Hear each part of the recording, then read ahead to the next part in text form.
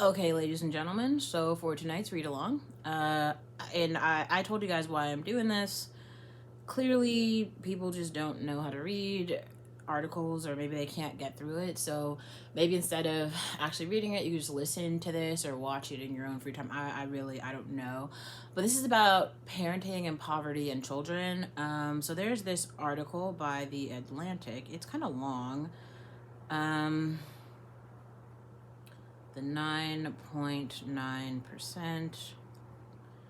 Okay, so this article came out in 2018. That's when I read it. It was a big talk around the Facebook campus when it came out.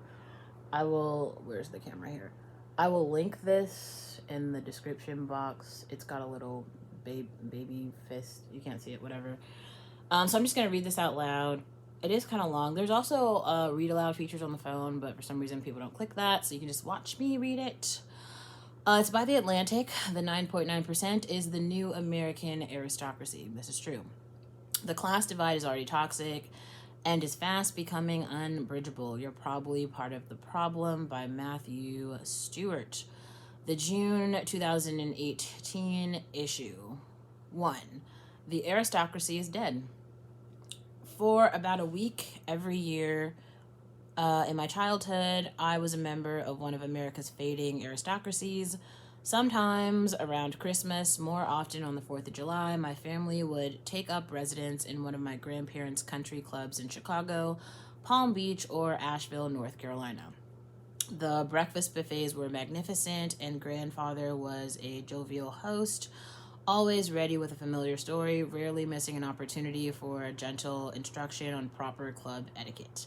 At the age of 11 or 12, I gathered from him, between his puffs of cigar smoke, that we owed our weeks of plenty to great-grandfather Colonel Robert W. Stewart, a Rough Rider with Teddy Roosevelt, who made his fortune as the chairman of Standard Oil of Indiana in the 1920s. I was also given to understand that, for reasons traceable to some ancient and incomprehensible dispute, the Rockefellers were the mortal enemies of our clan. Only much later in life did I learn that the stories about the colonel and his tangles with Titans fell far short of the truth. You can actually play this on SoundCloud, so whatever, but I'll still read. At the end of each week, we would return to our place. My reality was the aggressively middle-class world of the 1960s and 70s, U.S. military bases and the communities around them. Life was good there, too, but the pizza came from a box, and it was Lucky Charms for breakfast. Our glory peaked on the day my parents came home with a new Volkswagen camper bus. As I got older, the holiday pomp of patriotic luncheons and bridge-playing rituals came to seem faintly ridiculous and even offensive, like an endless birthday party for people whose chief accomplishment in life was just showing up. Yeah.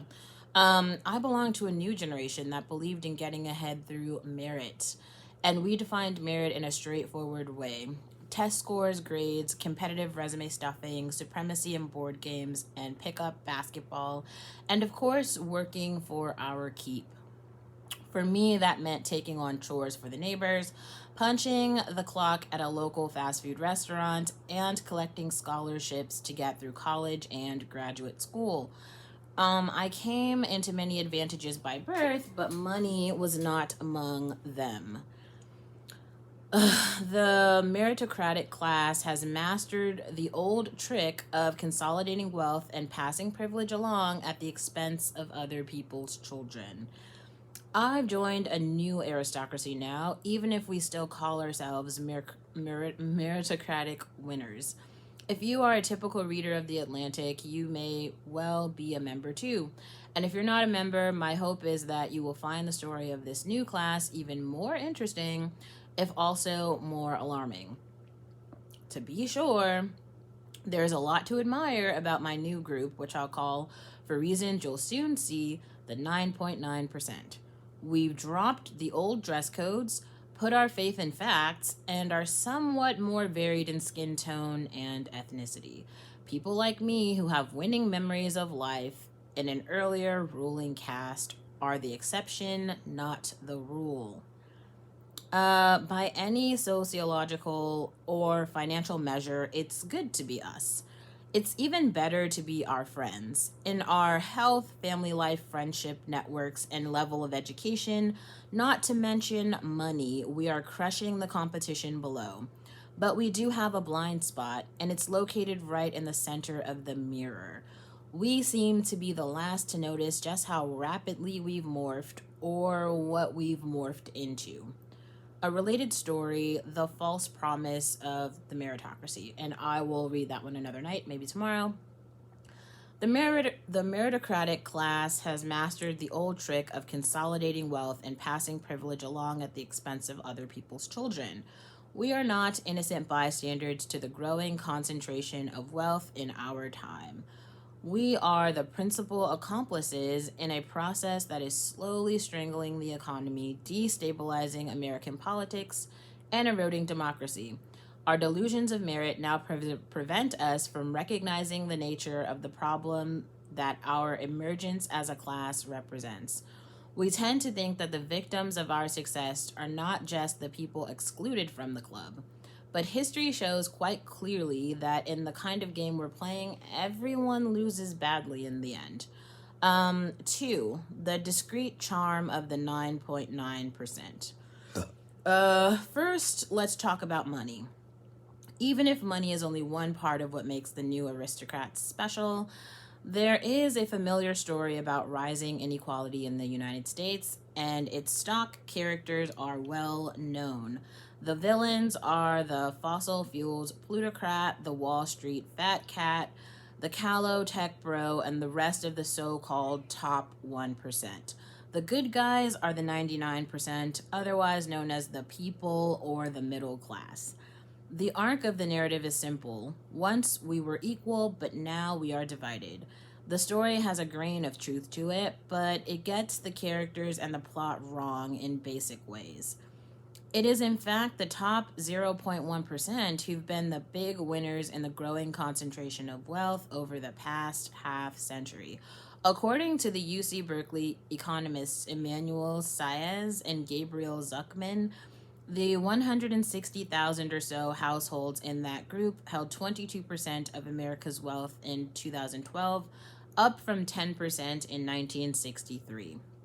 If you're looking for the kind of money that can buy elections, you'll find it inside the top 0.1% alone. There's a really cool infographic here. The tale of the three classes. The 9.9% hold most of the wealth in the United States. Every piece of the pie picked up by the 0.1% in relative terms had to come from the people below. But not everyone in the 99.9% gave up a slice. Only those in the bottom 90% did. At their peak, in the mid-1980s, people in this group held 35% of the nation's wealth. 3 decades later, that had fallen 12 points, exactly as much as the wealth of the 0.1% rose. In between the top 0.1% and the bottom 90% is a group that has been doing just fine. It has held on to its share of a growing pie decade after decade, and as a group, it owns substantially more wealth than do the other two combined. In the tale of three classes, it is represented by the gold line floating high and steady while the other two duke it out. You'll find this new aristocracy there. We are the 9.9%. So what kind of characters are we, the 9.9%? We are mostly not like those flamboyant political manipulators from the 0.1%. We're a well-behaved, flannel-suited crowd of lawyers, doctors, dentists, and mid-level investment bankers, MBAs with opaque job titles, and assorted other professionals, the kind of people you might invite to dinner. In fact, we're so self-effacing, we deny our own existence. We keep insisting that we're the middle class. As of 2016, it took $1.2 million in net worth to make it to the 9.9%, $2.4 million to reach the group's median, and $10 million to get to the top 0.9%. And if you're not there yet, relax. Our club is open to people who are on the right track and have the right attitude. We're the 99% sounds righteous, but it's a slogan, not an analysis. The families at our end of the spectrum wouldn't know what to do with a pitchfork. We are also mostly, but not entirely, white. According to a Pew Research Center analysis, African Americans represent 1.9% of the top 10th of households in wealth, Hispanics 2.4%, and all other minorities, including Asian and multiracial individuals, 8.8%, even though those groups together account for 35% of the total population. One of the hazards of life in the 9.9% is that our necks get stuck in the upward position. We gaze upon the 0.1% with a mixture of awe, envy, and eagerness to obey. As a consequence, we're missing the other big story of our time. We have left the 90% in the dust, and we've been quietly tossing down roadblocks behind us to make sure they never catch up. Let's suppose that you start off right in the middle of the American wealth distribution. How high would you have to jump to make it into the 9.9%? In financial terms, the measurement is easy and the trend is unmistakable. In 1963, you would have needed to multiply your wealth 6 times. By 2016, you would have needed to leap twice as high, increasing your wealth 12-fold to scrape into our group. If you boldly aspired to reach the middle of our group rather than its lower edge, you'd have needed to multiply your wealth by a factor of 25. On this measure, the 2010s look much like the 1920s. If you're starting at the median for people of color, you'll want to practice your financial pole vaulting. The Institute for Policy Studies calculated that setting aside money invested in durable goods, such as furniture and a family car, the median black family had a net worth of $1,700 in 2013, and the median Latino family had $2,000 compared with $116,800 for the median white family. A 2015 study in Boston found that the wealth of a median white family there was $247,500, while the wealth of the median African American family was $8. Damn. That's not a typo. That's 2 grand cappuccinos. And that other 300,000 cups of coffee will get you into the 9.99%. There's like a video here, the new Aristocracy. There's like a video. America's class problem. But none of this matters. You will often hear, because in the United States, everyone has an opportunity to make the leap. Sorry, this is about to die.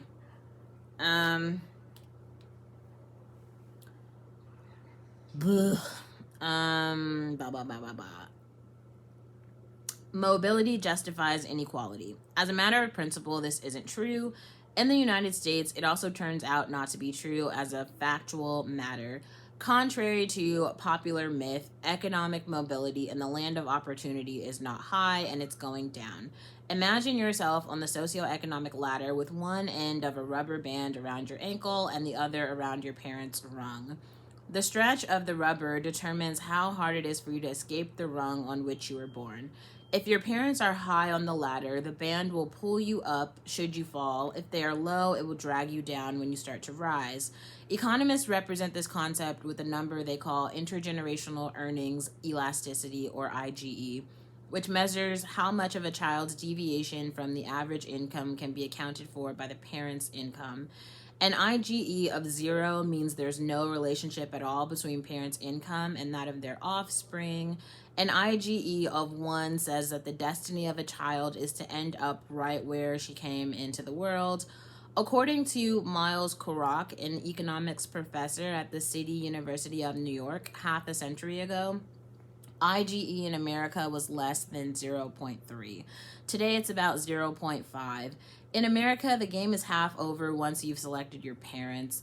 The IGE is now higher here than in most every other developed economy. On this measure of economic mobility, the United States is more like Chile or Argentina than Japan or Germany. The story becomes even more disconcerting when you see just where on the ladder the tightest rubber bands are located. Canada, for example, has an IGE of about half that of the US, yet from the middle rungs of the two countries, income ladders' offspring move up or down through the nearby deciles at the same respectable pace. The difference is in what happens at the extremes. In the United States, it's the children of the bottom decile and, above all, the top decile, the 9.9% who settle down nearest to their starting point. Here in the land of opportunity, the taller the tree, the closer the apple falls. All of this analysis of wealth percentiles, to be clear, provides only a rough start in understanding America's evolving class system. People move in and out of wealth categories all the time without necessarily changing social class, and they may belong to a different class in their own eyes than they do in others. Yet, even if the trends in the monetary statistics are imperfect illustrations of a deeper process, they are nonetheless registering something of an extraordinary transformation that's taking place in our society.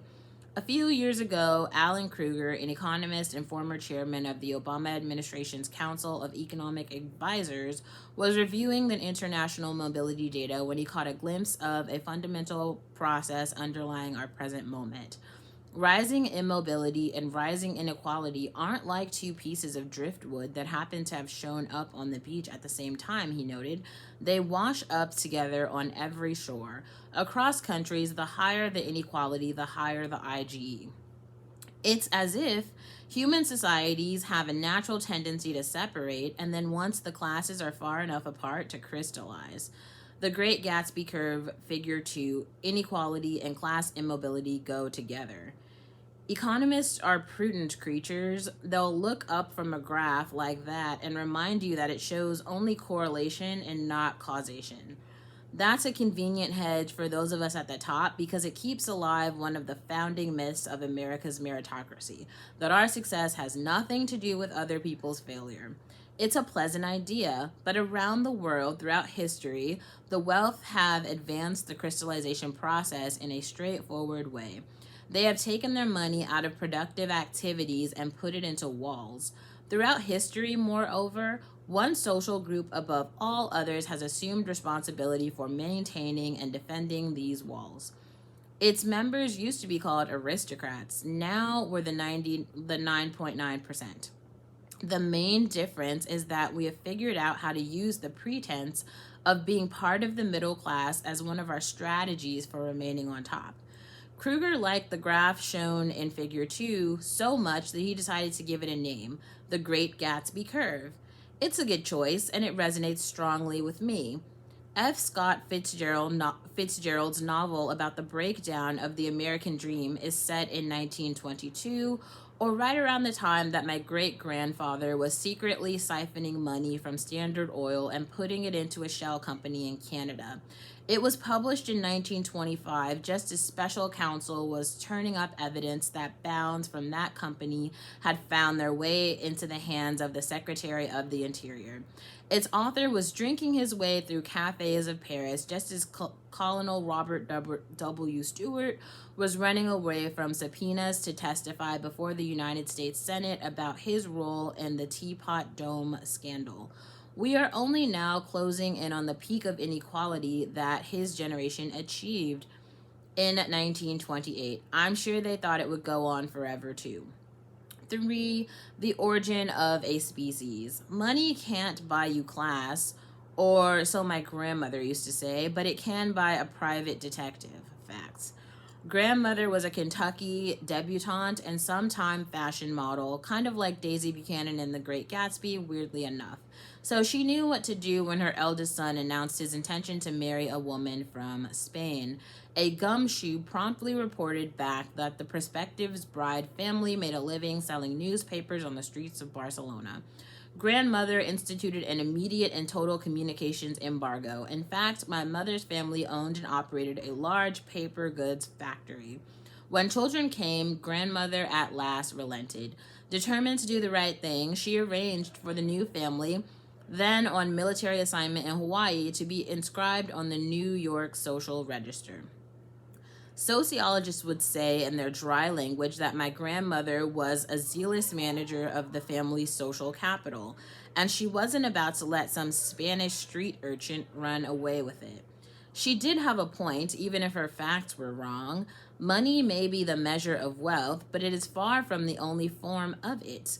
Family, friends, social networks, personal health, culture, education, and even location are all ways of being rich too. These non-financial forms of wealth, as it turns out, aren't simply perks of membership in our aristocracy. They define us.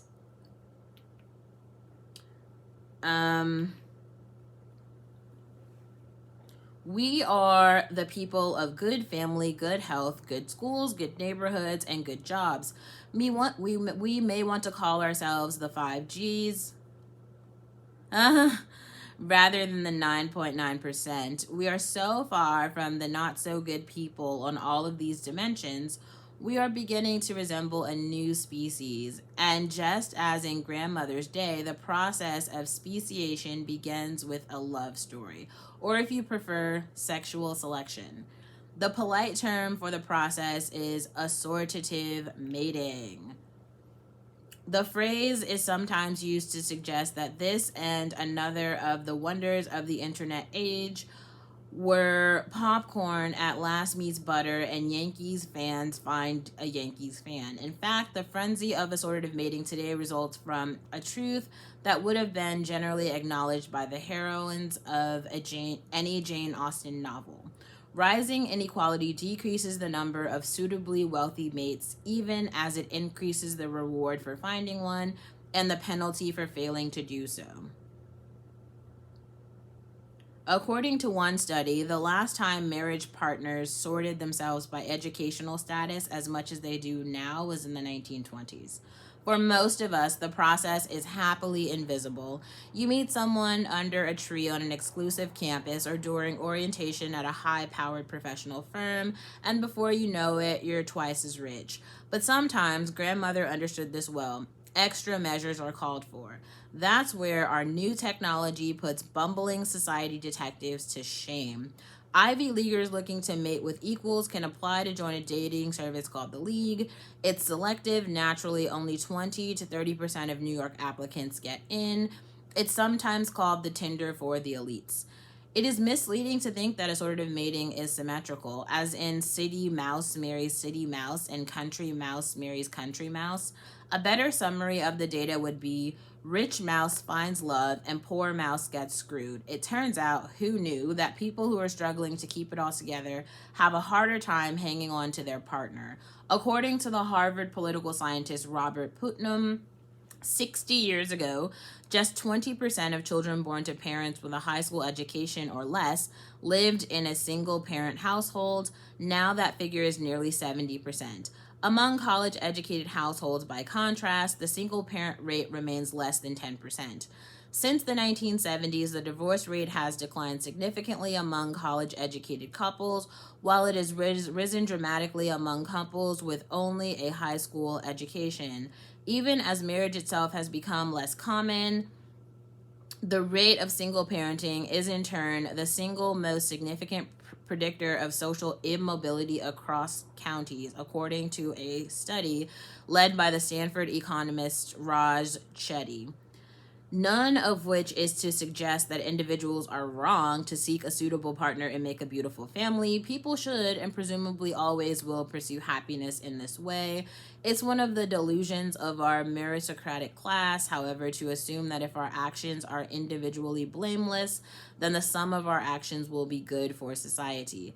We may have studied Shakespeare on the way to law school, but we have little sense for the tragic possibilities of life.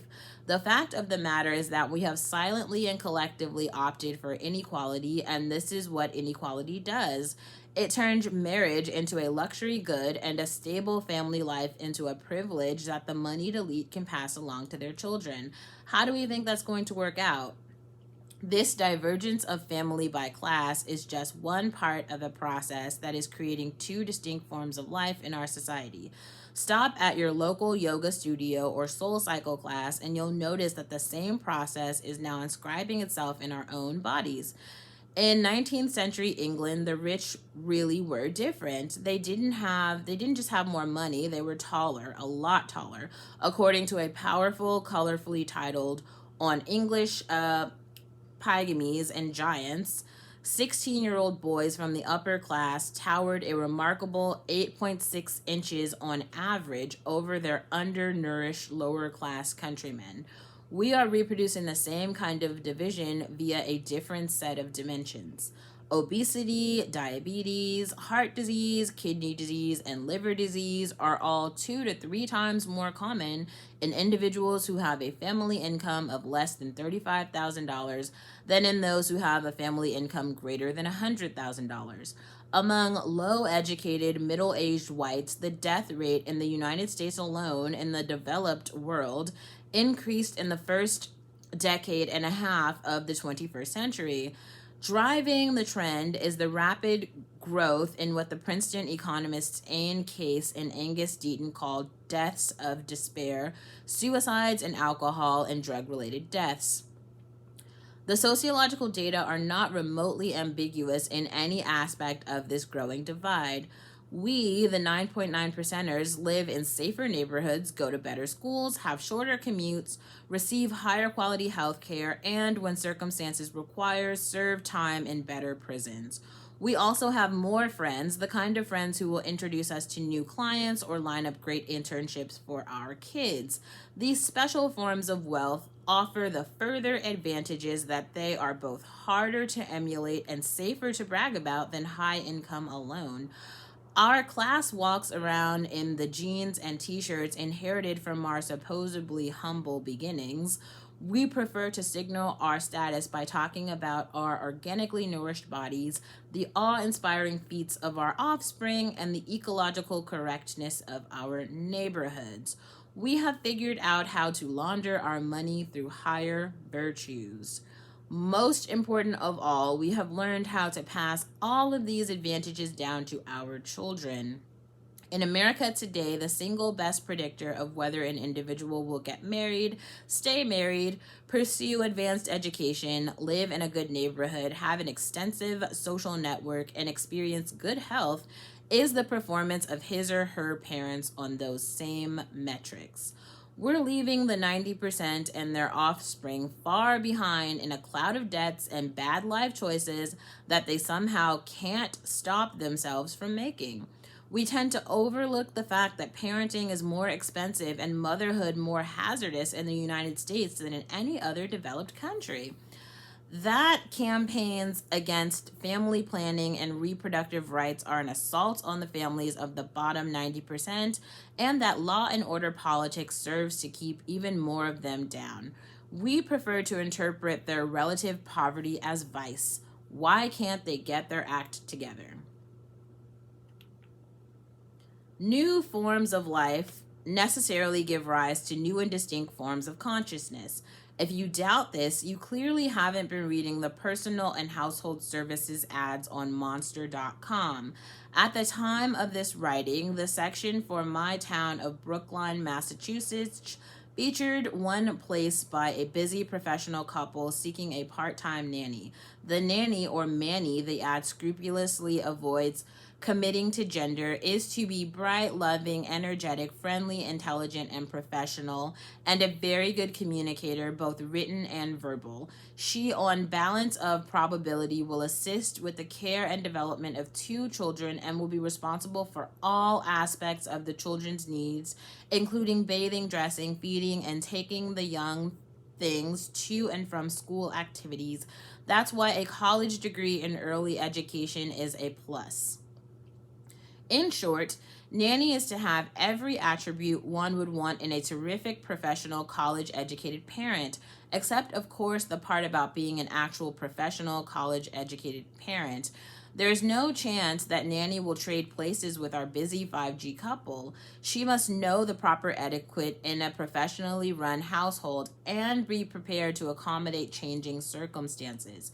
She is required to have 5+ years of experience as a nanny, which makes it unlikely that she'll have had time to get the law degree, and that would put her on the other side of the bargain. All of the nanny's skills, education, and experience and professionalism will land her a job that is part-time. The ad is written in flawless 21st century business speak, but what it is really seeking is a governess, that exquisitely contradictory figure in Victorian literature who is both indistinguishable in all outward aspects from the upper class and yet emphatically not a member of it. Danny's best bet for showing up in the world is probably to follow the example of Jane Eyre and run off with the Lord or Lady of the Manor. That's kind of funny. Okay, if you look beyond the characters in this unwritten novel about Nanny and her 5G masters, you'll see a familiar shape looming on the horizon. The Gatsby curve has managed to reproduce itself in a social, psychological, and cultural capital. Put more accurately, there is only one curve, but it operates through a multiplicity of forms of wealth. Rising inequality does not follow from a hidden law of economics, as the otherwise insightful Thomas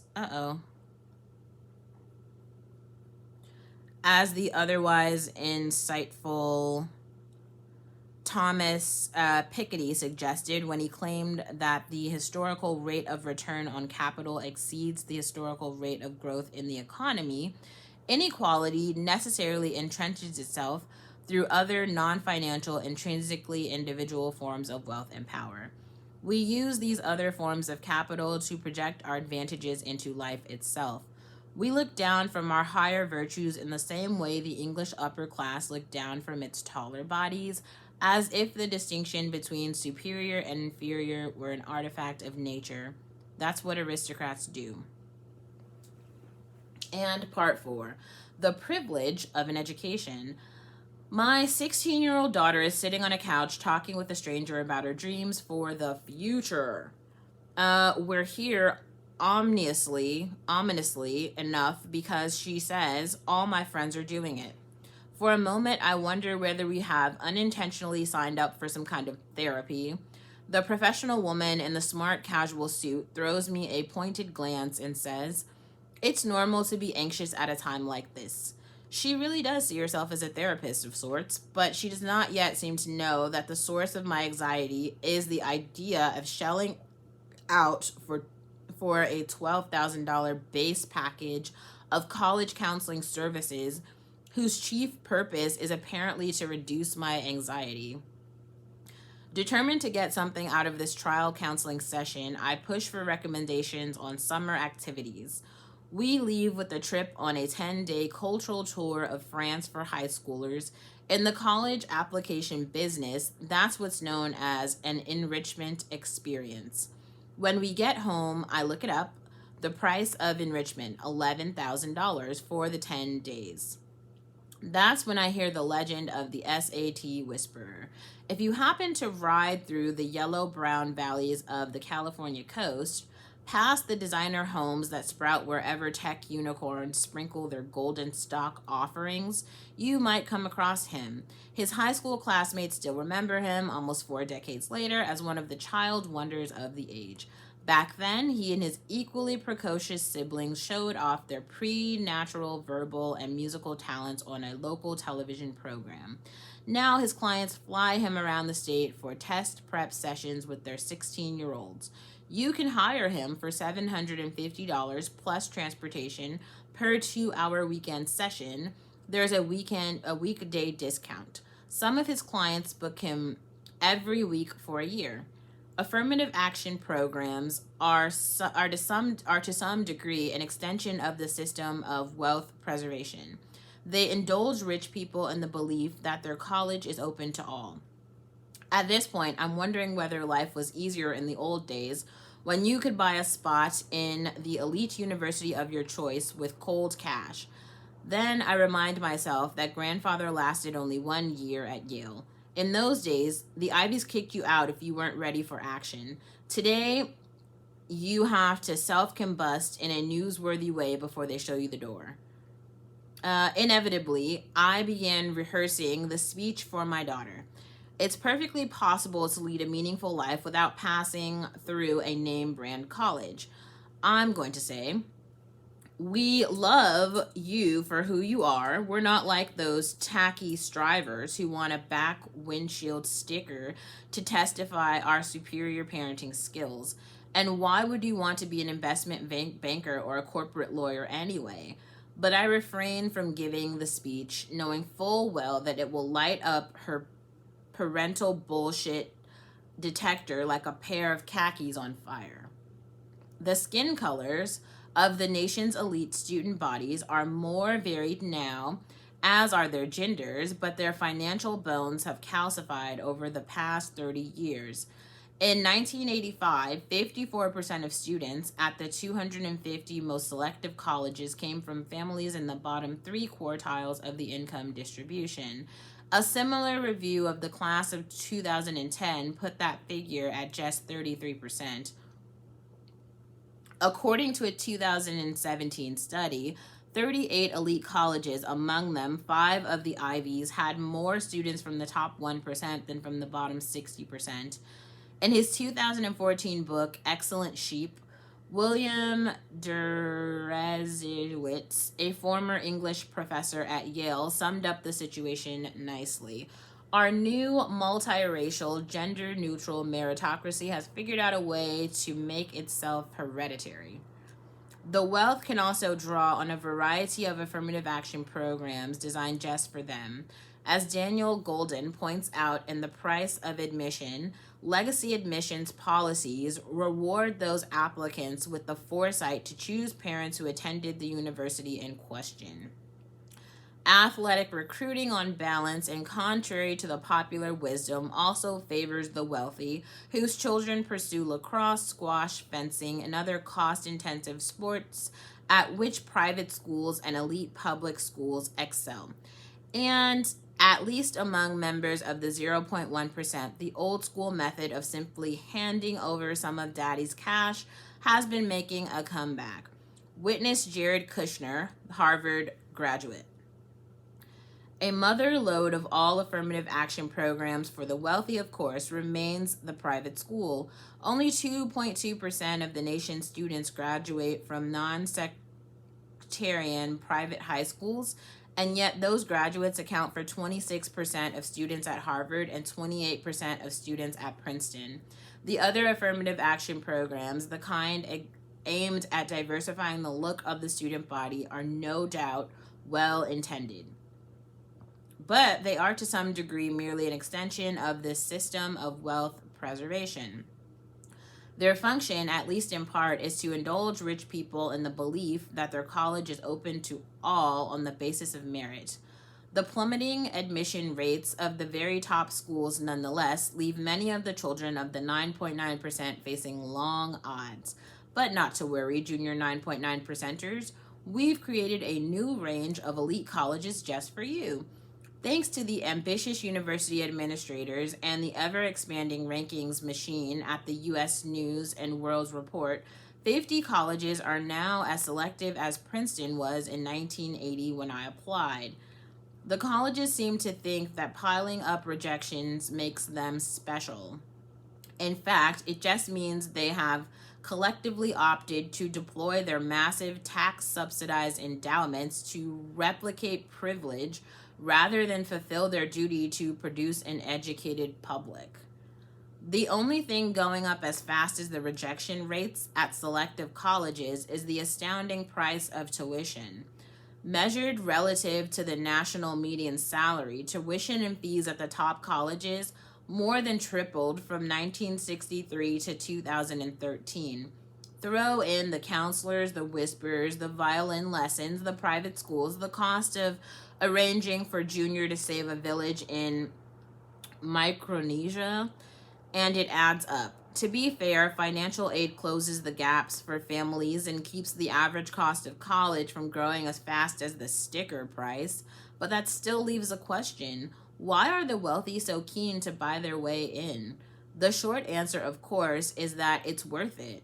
In the United States, the premium that college graduates earn over their non-college educated peers in young adulthood exceeds 70%. The return on education is 50% higher than what it was in 1950 and is significantly higher than the rate in every other developed country. In Norway, Denmark, the college premium is less than 20%. In Japan, it's less than 30%. In France and Germany, it's about 40%.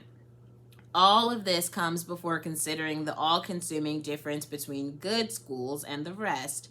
10 years after starting college, according to data from the Department of Education, the top decile of earners from all schools had a median salary of $68,000. but the top decile from the 10 highest earning colleges raked in 220,000, make that 250,000 for number 1, Harvard, and the top decile at the next 30 colleges took home $157,000. Not surprisingly, the top 10 had an average acceptance rate of 9%, and the next 30 were at 19%. It is entirely possible to get a good education at the many schools that don't count as good in our brand-obsessed system, but the bad ones really are bad for you. For those who made the mistake of being born to the wrong parents, our society offers a kind of virtual education system. It has places that look like colleges but aren't really.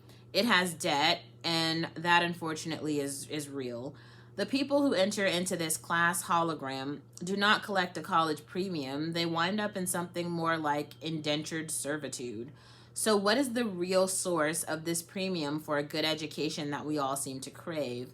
One of the stories we tell ourselves is that the premium is the reward for the knowledge and the skills and education provides us. Another, usually unfurled after a round of drinks, is that the premium is a reward for the superior cranial endowments that we possess before setting foot on campus. We are, as some sociologists have declared, put it, a cognitive elite.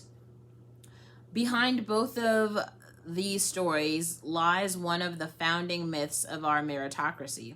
One way or the other, we tell ourselves the rising education premium is a direct function of the rising value of meritorious people in a modern economy. That is, not only do the meritorious get ahead, but those rewards we receive are in direct proportion to our merit. But the fact is that degree holders earn so much more than the rest, not primarily because they are better at their jobs, but because they mostly take different categories of jobs.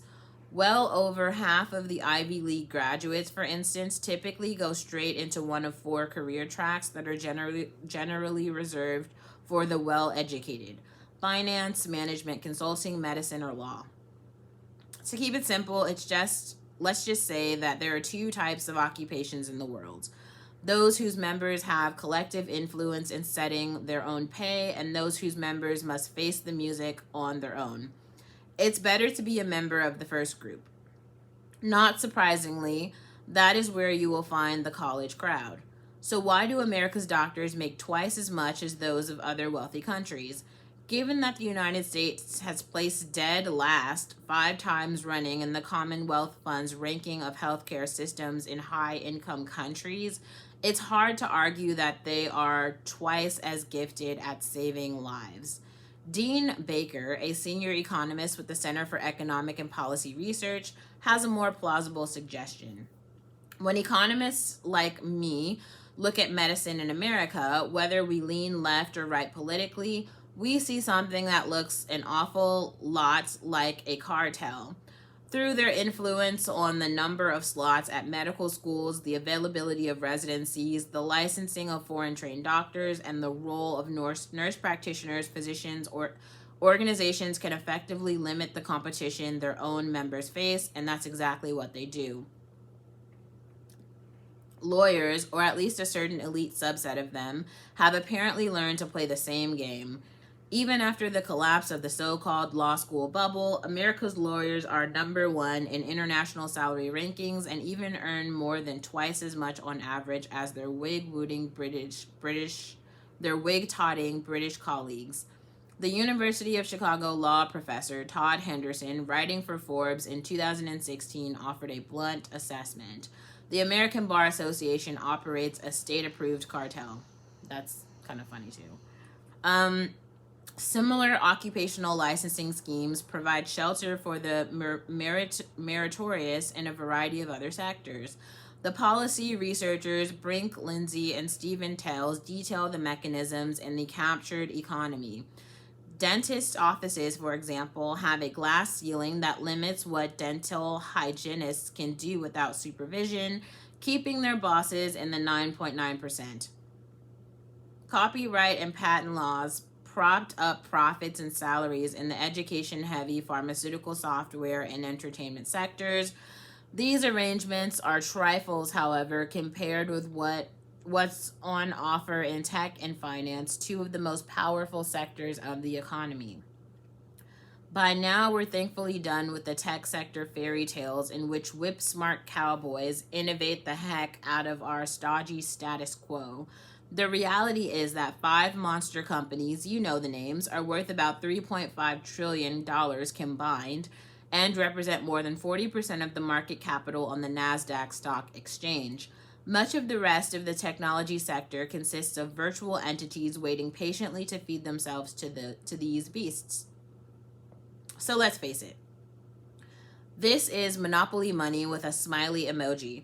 Our society figured out some time ago how to deal with companies that attempt to corner the market on vicious substances like oil. We don't yet know what to do with the monopolies that arise out of networks and scale effects in the information marketplace. Until we do, these excess profits will stick to those who manage to get closest to the information honeypot. You can be sure that these people will have a great deal of merit. The candy-hurling godfather of today's meritocratic class, of course, is the financial services industry. Americans now turn over $1 of every $12 in GDP to the financial sector. In the 1950s, the bankers were content to keep only $1 of $40. The game is more sophisticated than a two-fisted money grab, but its essence was made obvious during the 2008 financial crisis. The public underwrites the risk. The financial gurus take a seat at the casino, and it's heads they win, tails we lose. The financial system we now live in is a product of nature. It has been engineered over decades by powerful bankers for their own benefit and for that of their posterity. Who is not in on the game? Auto workers, for example, caregivers, retail workers, furniture makers, food workers. The wages of American manufacturing and service workers consistently hover in the middle of international rankings. The exceptionalism of American compensation rates comes to an end in the kinds of work that do not require a college degree. You see, when educated people with excellent credentials band together to advance their collective interests, it's all part of serving the public good by ensuring a high quality of service, establishing fair working conditions, and giving merit its due. That's why we do it through associations and with the assistance of fellow professionals wearing white shoes. When working class people do it through unions, it's a violation of the sacred principles of the free market. It's thuggish and anti-modern. Imagine if workers hired consultants and compensation committees consisting of their peers at other companies to recommend how much they should be paid. The result would be, well, we all know what it would be because it's what CEOs do. It isn't a coincidence that the education premium surged during the same years that membership in trade unions collapsed. In 1954, 28% of all workers were members of trade unions, but by 2017, that figure was down to 11%. Education, the thing itself, not the degree, is always good. A genuine education opens minds and makes good citizens. It ought to be pursued for the sake of society. In our unbalanced system, however, education has been reduced to a private good, justifiable only by the increments in graduates' paychecks. Instead of uniting and enriching us, it divides and impoverishes us, which is really just a way of saying that our worthy ideals of educational opportunity are ultimately no match for the tidal force of the Gatsby curve. The metric that has tracked the rising college premium with the greatest precision is that's right, intergenerational earnings, elasticity, or IGE. Across countries, the same correlation obtains. The higher the college premium, the lower the social mobility. As I'm angling all the angles for my daughter's college applications, the counselor is out and the SAT whisperer was never going to happen. I realize why this delusion of merit is so hard to shake. If she can pull this off, well, there's proof that we deserve it.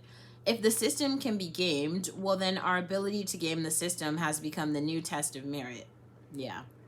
So go ahead and replace the SATs with the shuffleboard on the high Cs or whatever you want. Who can doubt that we'd master the game too? How quickly would we convince ourselves of our absolute entitlement to the riches that flow directly and tangibly from our shuffling talent? How soon before we perfected the art of raising shuffleboard wizards would any of us notice or care which way the ship was heading? Let's suppose that some of us do look up. We see the iceberg. Will that introduce us to diminish our exertions in the supreme child rearing? The grim truth is that as long as good parenting and good citizenship are in conflict, we're just going to pack a few more violins for the trip. 5. The invisible hand of government. Oh, I'm kind of tired of reading this right now. And there's kind of a lot more to go. So maybe I'll stop for tonight and we'll pick back up at section 5 tomorrow.